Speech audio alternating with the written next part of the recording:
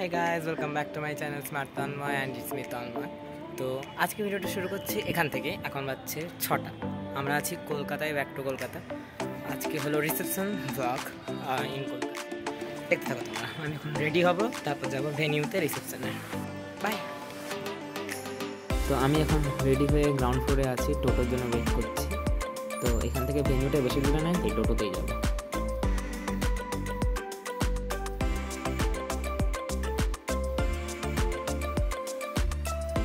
পৌঁছে গেছি আমাদের ভেনিউতে। চলো ভিতরটা ঢোকা যাক।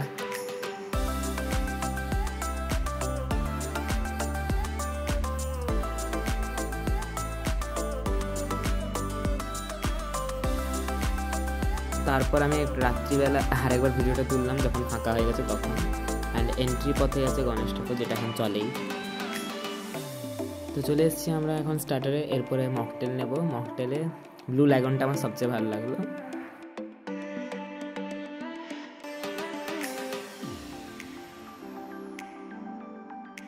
এসি চলা সত্ত্বেও এত গরম যে আমাকে লিটারালি ঘাম দিচ্ছে। তো এখন চলছে ফ্যামিলি স্যুট অ্যান্ড এরপর আমরা যাবো মেন কোর্সে। চলে এসেছি মেন কোর্সে অ্যান্ড এখন তোমরা ভিডিওটা দেখতে পাবো। আজকে ভিডিওটা এখানে শেষ করছি। দেখা করছি পরের ভিডিওতে। খুব ভালো থেকো, বাই।